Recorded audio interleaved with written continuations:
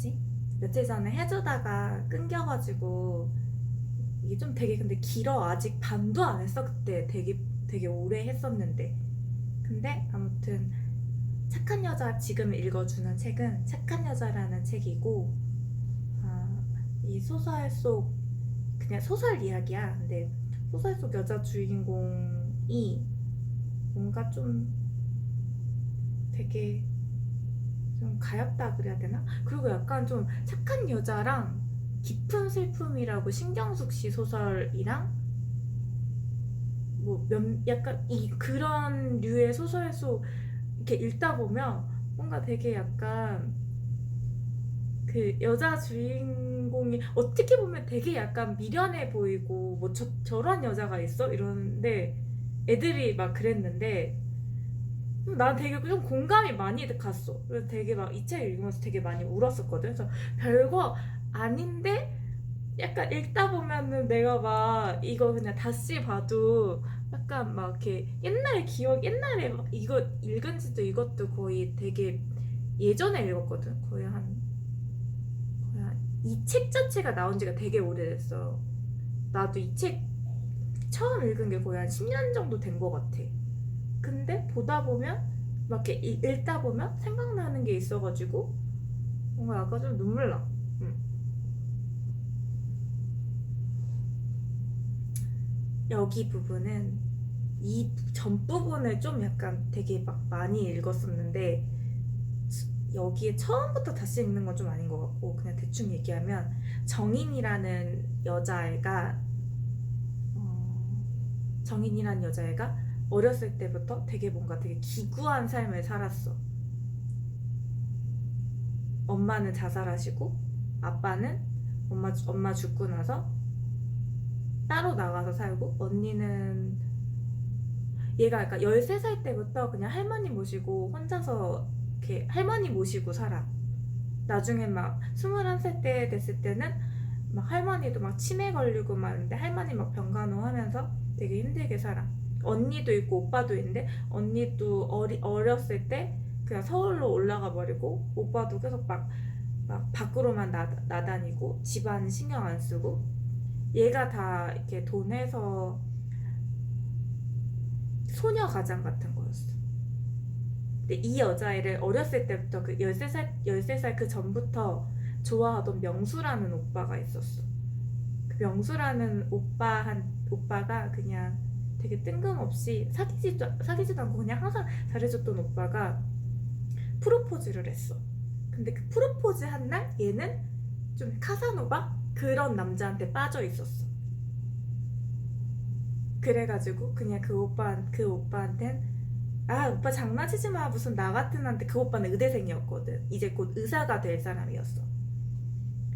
아 무슨 나 같은 여자애한테 무슨 이거는 장난이라고밖에 생각이 안 된다. 약간 이런 식으로 막 얘기를 하면서 넘겼어. 그리고 얘는 결국에 그 카사노바 남자랑 근데 결혼을 해. 근데 이 카사노바 오빠가 카사노바 이제 이 남자가 결혼해서도 막 바람 피고 막 임신했는데도 계속 밖으로만 나다니고 결국에는 얘가 출산도 남편 없이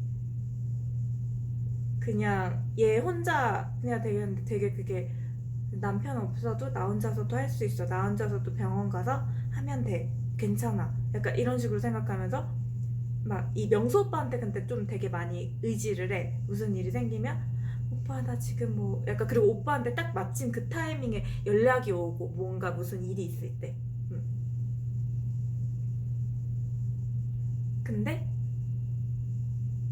이 남편 근데 이렇게 아기를 낳고 결국에는 아기를 낳고 막 하는데 남편이 계속 그러니까 밖으로만 나다녀. 근데 남편 생각 자체가 결혼을 가족이랑은 관계하는 거 아니지. 그러니까 이런 식으로 생각해.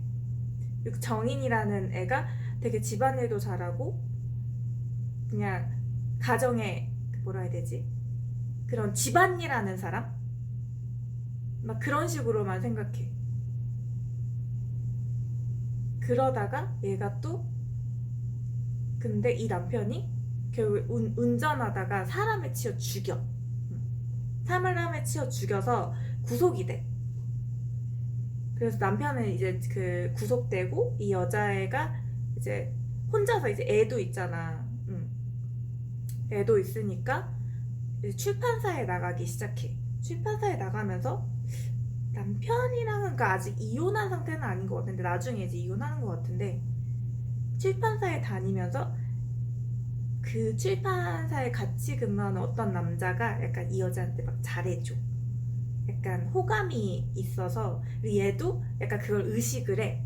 남자가 막 뭐 같이 막 떡국 같은 걸 먹는데 떡국을 이렇게 여기 떡을 직접 가게 주인이 한대요. 드셔보세요. 맛있으니까. 그래서 막 이렇게 주는 이렇게 밥에다 이렇게 숟가락 이렇게 올려서 막 반찬 막 주고 얘가 나한테 누가 이렇게 뭘 먹으라고 내 숟가락에 반찬 올려준 남자가 있었던가? 처음인 것 같다. 약간 이런 식으로 생각하면서 뭘 하든 이 남자를 좀 의식하기 시작해. 의식하기 시작하고 근데 그러던 와중에 갑자기 명수 오빠가 결혼을 한대. 그 어렸을 때부터 그래서 얘가 좀 명수 오빠는 뭔가 어렸을 때부터 나만 보던 오빠인데 내가 결혼해서도 뭔가 맨날 내가 그러니까 만약에 도움을 요청하면 언제든지 달려오고 그리고 나한테 프로포즈도 했었던 오빠잖아. 근데 이 명수 얘가 또 근데 어렸을 때 이 명수가 얘를 좋아하는 걸 알고 이 명수 어머니가 근데 맨날 자식들 잘 되라고 막 기도하고 막 그랬던 어머니였어. 그리고 아들이 또 이제 의사가 됐잖아. 의대생이었다가 이제 점점 또 나이가 먹어서 이제 의사가 됐을 거 아니야. 근데 의대생이 아들이 막 공부 잘하고 그렇게 의대생일 때 이 정인이 따로 불러가지고 안 된다고. 너같이 불행한 애가 우리 아들이랑 우리 아들 곁에 있으면 안 된다고.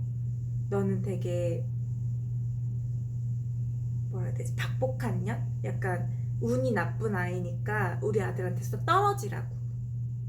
근데 얘가 그러니까 알겠다고 약간 이런 식으로 하고 그 다음부터 약간 살 때 뭔가 그 말이 자꾸 머릿속에 맴도는 거야. 너는 되게 재수없는 아이다.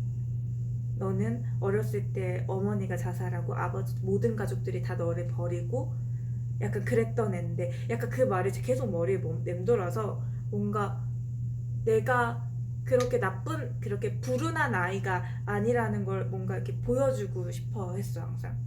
괜히 약간 좀 더 행복한 척, 막 명수 오빠 앞에서 약간 행복한 척.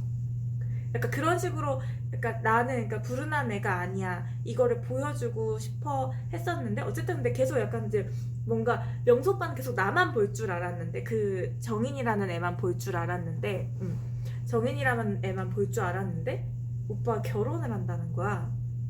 그래서 이제 청첩장을 준대.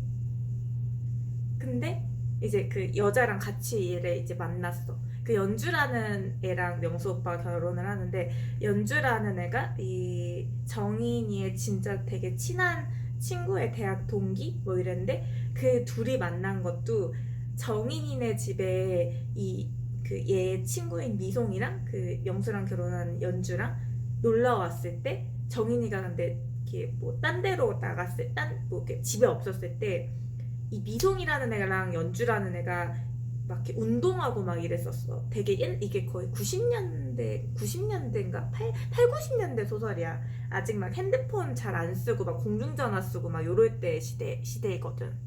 핸드폰이 없던 핸드폰 안 쓰던 시절. 공중전화 쓰던 시절. 막 운동하고 막 이런 거 모임을 정인이네 집에서 했었어. 미송이랑 그 연주랑. 그러다가 근데 이제 명수는 정인이 보러 그 집에 갔다가 연주를 처음 만났고 아무튼 이제 그 연주라는 애랑 결혼을 한다고 이제 셋이서 밥을 먹기로 했어. 근데 이제 막 이렇게 하고 밥을 먹고 이제 나가는데 정인이 짐이 많았어. 근데 명수가 내가 들어줄게 하고 막 이렇게 그 짐을 막 이렇게 하는데 약간 연주가 조금 눈빛이 조금 싸했어. 그러니까 자기 남편이 그 정인이한테 뭔가 그 짐, 아 내가 들어줄게 약간 이런 식으로 하면서 뭔가 그 약간 몸이 좀 스치고 몸이 좀 닿고 약간 이렇게 할 때 약간 좀 손도 스치고 약간 이랬을 거 아니야. 근데 그거를 보는 눈빛이 되게 싸한 거야. 그래서 약간 정인이가 약간 좀 저 여자 기분 나쁘게 연주가 기분이 나쁘겠구나. 어 연주가 좀 기분이 나쁘겠구나 생각을 하고 그냥 원래 정육점에서 고기를 사가지고 거기 왔는데 그냥 오빠한테 오빠 나 그냥 뭐지 그 고기 살 것도 있고 뭐지 둘이 먼저 가라고 나 혼자 집에 갈 테니까 거기서부터 읽어줄게. 세 사람은 바람 부는 거리로 나섰다. 나는 저기 정육점에 좀 들렀다 갈게. 벌써 정육점에 들렀다 오는 길이지만 정희는 말했다. 이쯤에서 비켜주는 것이 예의라고 믿은 탓도 있지만 그들과 헤어지고 싶은 기분이 더 컸다. 갔다 와. 여기서 기다릴게. 명수는 전혀 말의 의미를 알아듣지 못하고 말한다. 아니야. 시간 오래 걸려. 어머니 기다리실 텐데. 안 돼. 이거 다 들고 집까지 못 걸어가. 무거울 텐데. 괜찮아 오빠. 참 너 또 고집 피우는구나. 좋아 그러면 과일은 내가 이따 집으로 가져다 줄게. 명수는 어린아이처럼 말했다. 순간 연주의 눈길이 다시 한번 날카롭게 명수의 어깨를 스치고 지나갔다. 명수는 의식하지 못한 채 고집을 피울 태세였고 정희는 연주의 그런 눈길을 의식했다.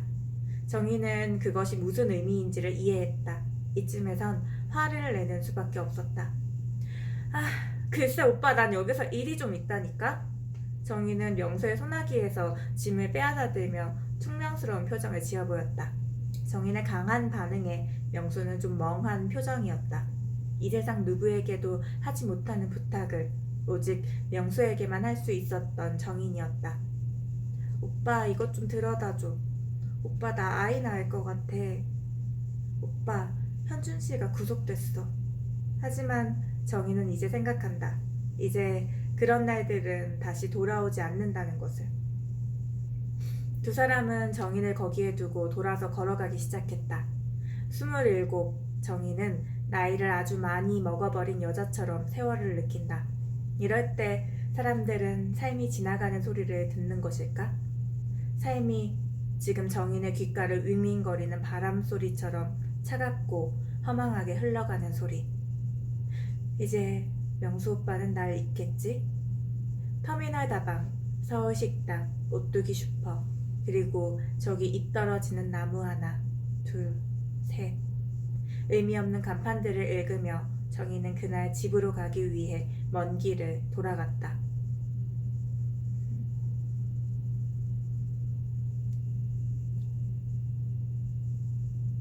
물 좀 갖고 올게.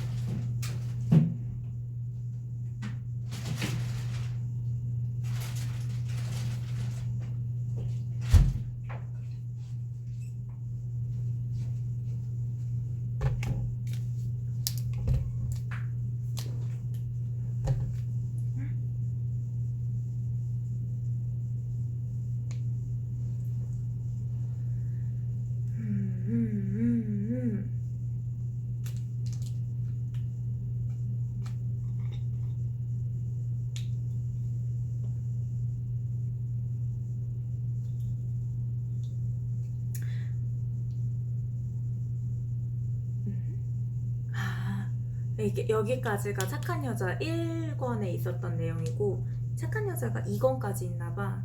이제 착한 여자 2권으로 넘어가. 착한 여자 2권이라고 제목 바꿀까?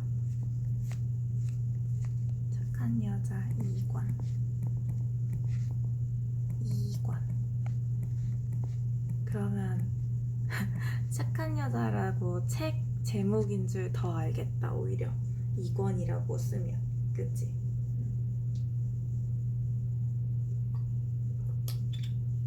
9페이지.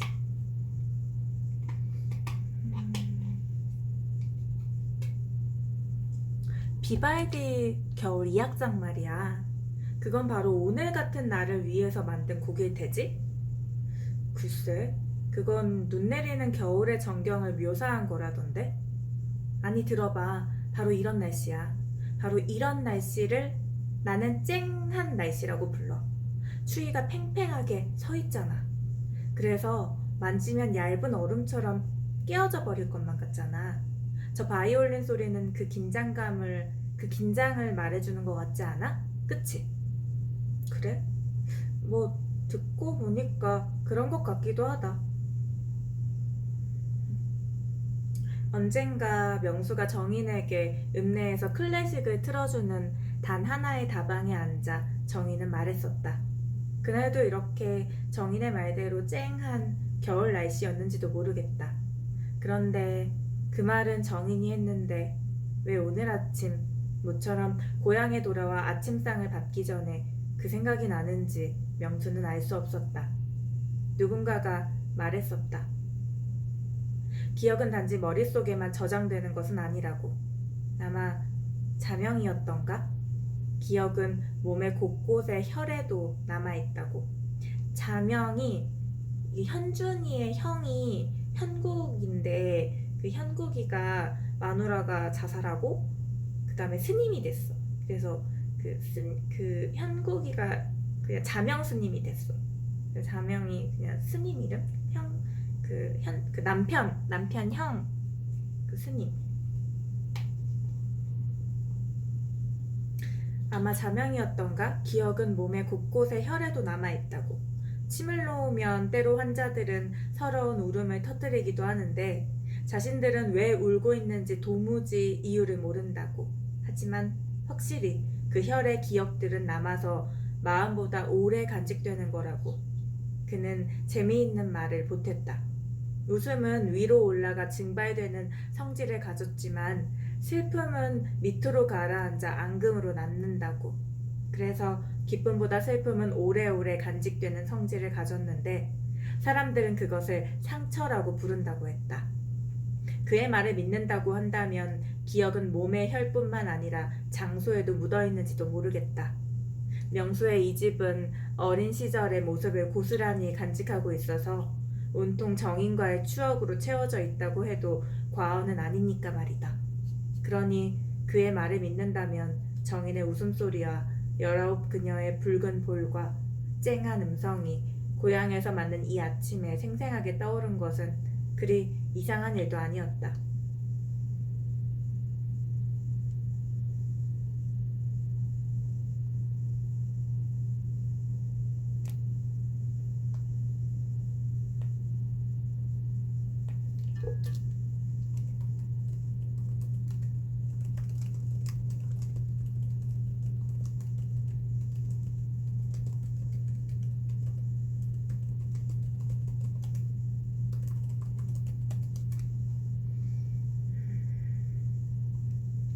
(12) 페이지.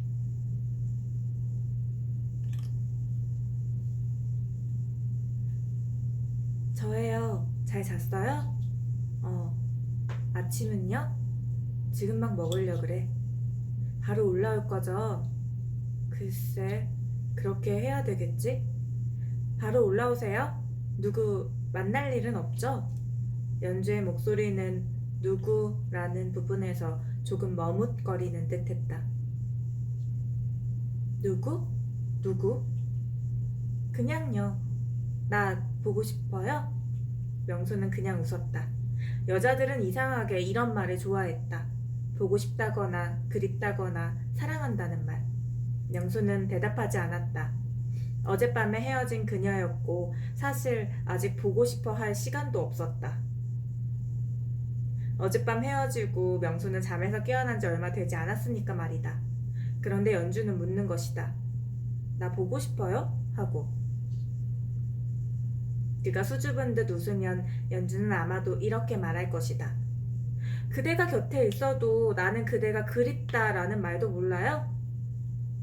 그건 그대가 그리운 게 아니고 일종의 신경증이야 라고 말해주고 싶었지만 명수는 언제나 웃어버렸다. 사실 정신분석학적으로 따지고 보면 모든 것이 신경증이긴 했다.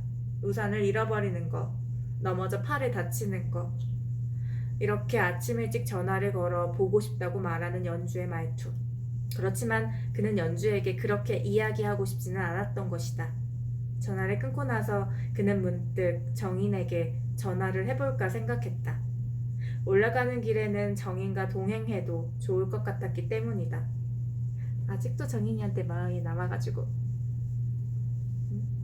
결혼이 코앞인데.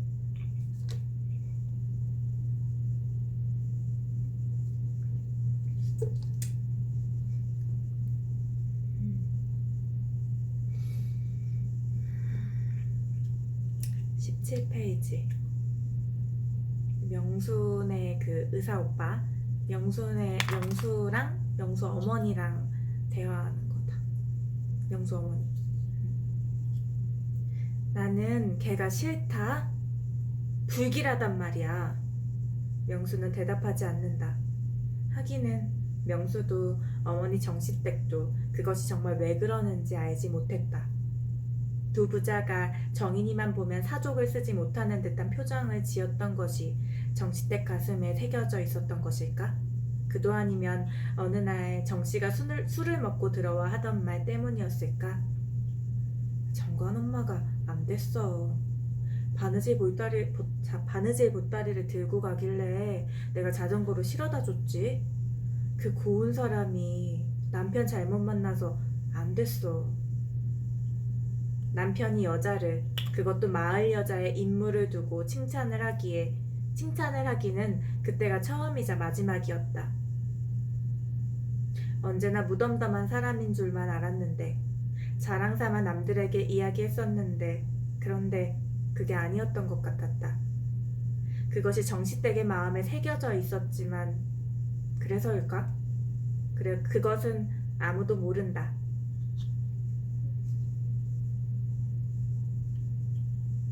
그래서 정씨가 정인을 딸처럼 귀여워하는 것도 언제나 마음에 걸렸는지 어땠는지, 자신이 아무리 무거운 진보다리를 들고 걷는다 해도 한 번도 들어주지 않았던 남편에 대한 질투였을까? 아니면 정씨가 죽은 날 그토록 보고 싶었던 아들이 잠깐 감옥에서 나와서 자신을 버려두고 기껏 정인이여 뒤뜰에서 다정하게 이야기를 나눈 것에 대한 그 배신감을 잊지 못하는 것일까?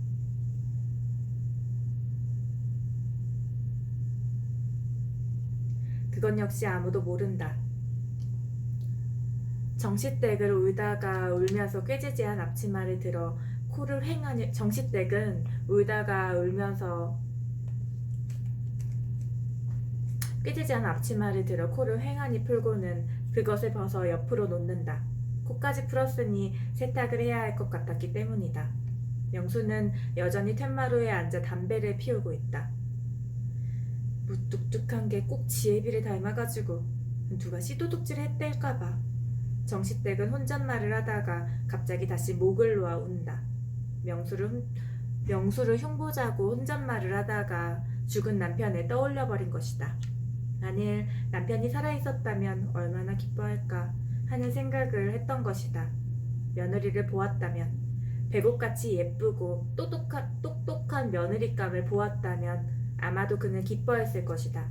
며느리가 온다는 소리를 들었다면 읍내까지 나가서 소고기를 2억은 사서 자전거 뒷자리에 실어두고 터미널에서 그들을 마중했을 것이다.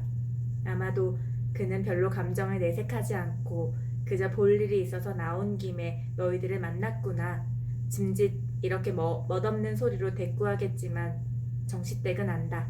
그의 기쁨, 그의 마음 씀씀이를. 슬픈 일이 있을 때보다 좋은 일이 있을 때 사람들은 떠나간 식구들을 생각하는 것이다.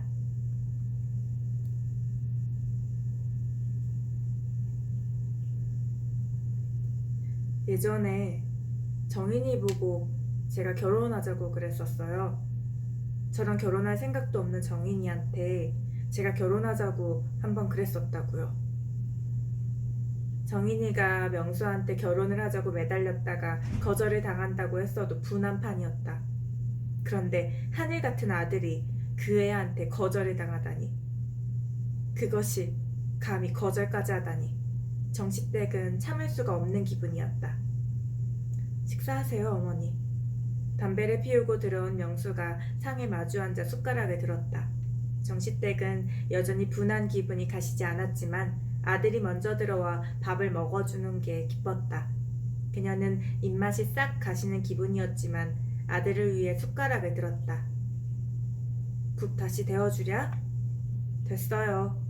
그래도 식었을 텐데 내가 얼른. 됐다니까요. 아들은 목소리를 한겹 누그러뜨려 대답했다. 하지만 여전히 시선을 주지 않은 채였고 목소리는 단호했다. 정인이 이야기를 더 꺼내서는 안 될 것 같은 위압감을 어머니는 느낀다. 새삼 아들의 그런 모습에서 어머니는 죽은 남편을 느끼기도 하는 야릇한 심정이었다. 명수 엄마는 헤어지라는 게 아니라 비참하게 차이라는 거라고? 그게 아니지. 정인이랑 명수랑 붙어 다니는 것도 이 엄마는 정인이를 되게 싫어했어. 가난하고 뭔가 그 정인이네 엄마가 어렸을 때 자살하고 아빠도 다 가족들 버리고 이 여자애 혼자 되게 힘들게 살았잖아. 근데 그것만 있는 줄 알았는데 또 여기서 나오는 게 이 죽은 이 정시댁 그 명순의 아버지가 그 전에 원래 되게 무뚝뚝한 남편이었는데 이 정시댁한테 그런 말을 한 거야. 원래 여자한테 관심도 없고 그냥 되게 그냥 무뚝뚝한 그런 남자인 줄 알았는데 정인이네 엄마가 살아있었을 때 참 안 됐다고. 막 그렇게 예쁘던 사람이 그렇게 예쁜 여자가 그렇게 고생을 너무 그 집에 시집가서 너무 고생을 하는 바람에 내가 마음이 아프다고. 그래서 내가 오다가 정인이 엄마 만나서 정인이 엄마 그 보따리를 내가 자전거 뒤에다 실어주고 했다는 게 질투가 난 거지. 이 남자가 여자가 예쁘다고 말하는 거 그러니까 처음 들은 거야. 근데 그게 그러니까 질투가 그때부터 약간 근데 내 남편이 이렇게 여자 얼굴 그런 거 보지도 않은 줄 알았는데 얘가 정인이 엄마 예쁘다고 그런 거야 남편이. 근데 또 이거 그냥 로스에서 샀어. 그냥 길거리 옷가게에서 샀어. 둥고 5개 고마워. 오랜만이야. 근데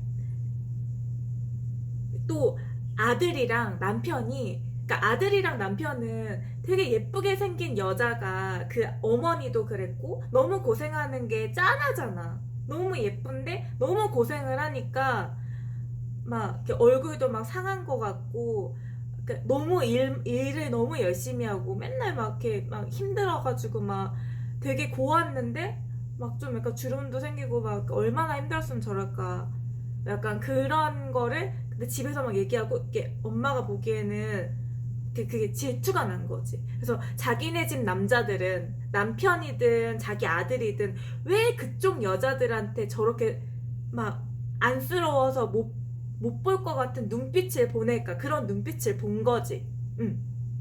아들도 정인이 일이라면 막 가서 막 도와주고 남편도 그 엄마 막 불쌍하다고 막 이러면서 아내한테 아우 그 곱반 사람이 고생을 많이 해가지고 얼굴 상한 거 봐 이렇게 얘기를 한 거야. 그래서 그 엄마가 그런 마음에 정인이한테 우리 아들한테 떨어지라고 얘기를 어렸을 때 한 적이 있었어. 너같이 불운한 애가 우리 아들 옆에 있으면 우리 아들 인생까지 나빠지는 거 아니냐고. 우리 아들한테서 떨어지라고. 어린 그 13살짜리 여자애한테 그걸 싫어하니까 엄마가 막 이렇게 악담을 퍼부은 거야. 너같이 박복한 년이 우리 아들 옆에 있으면 우리 아들 인생까지 조질 것 같은데 우리 아들 옆에서 놀지 말라고 약간.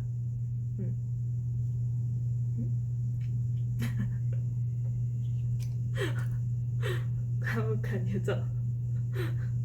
아무튼 그러니까 어머니가 하는 말이 대충 이제 내가 얘기해주니까 이해가 갔지. 명수한테 또 이제 정인이 흉 보려다가 근데 명수가 너무 세게 얘기해. 어머니 그만 얘기하세요. 약간 이래서 또 정인이 흉 보려고 하면은 이제 아들이 승질 낼 것 같으니까 아 여기서 그냥 그만해야겠다 약간. 근데 엄마는 속으로 더 그렇게 자기가 반대했던 여자가 반대했던 정인이가 아들이 그러니까 이제 결혼할 여자를 데리고 왔는데 엄마한테 밥 먹으면서 얘기를 한 거야. 나 사실 정인이한테 정인이 21살 때 프로포즈를 했었다. 근데 까였었다. 근데 어머니는 이제 아니 그년이 아니 그가시나가 내 아들이 그가시나를 깐 거라고 해도 기분이 나쁠 텐데 고년이 내 아들을 감히 까? 더 기분 나쁜 거야 엄마는. 그러니까 그거에도 또 기분이 나쁜 거야. 그러니까 우리 아들이 그 여자애를 깠어야 되는데 우리 아들이 뭐가 부족해서 의사에 지금 다 잘 되는 집안도 좋고 막 다 그런데 그러니까 근데 머리도 똑똑하고 그러니까 지금 한의사인 것처럼 얘기를 했잖아. 그 친노는 의사였는데 한의대였나 봐. 근데 어머니는 더 기분이 나빴는데 아들이 승질 낼까봐 그걸 참았다는 그런.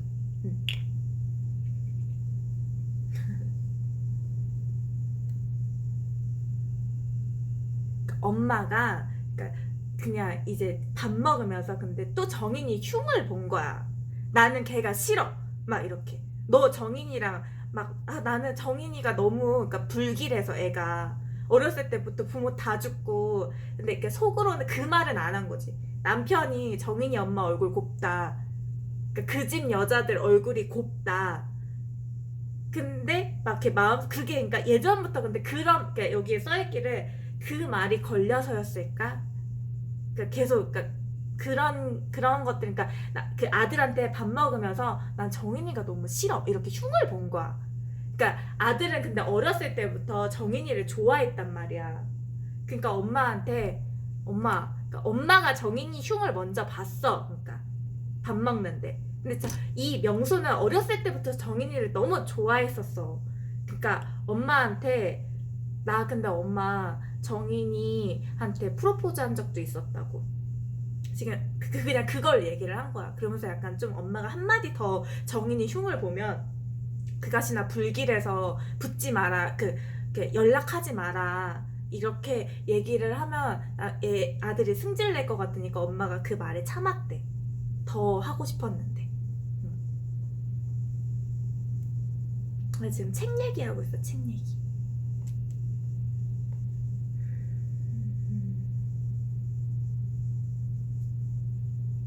20페이지. 정식댁의 목소리는 어느덧 풀어져 있었다.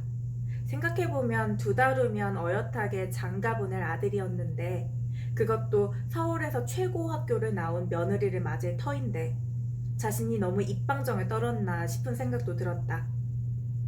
사실 정인이가 지금 미혼도 아니고 신경을 너무 곤두세웠나 싶었다. 거기다가 명수는 곧 의사 선생님이 될 사람이었다. 아직 의사 선생이 아니었나 보다. 어디 의사가 아무나 되는 일이던가? 누가 자신처럼 아들을 훌륭하게 키워 그 좋은 대학까지 보낼 수 있단 말인가? 어머니는 느긋해진다. 그래서 아들이 대답이 없어도 어머니는 갈치 구운 것을 발라 아들의 밥그릇 앞으로 바싹 밀어주며 다시 말한다.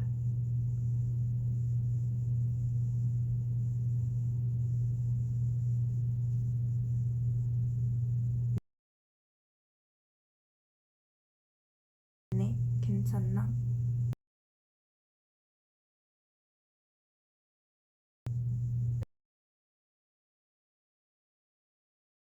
핸드폰 없던 시절 지금 버퍼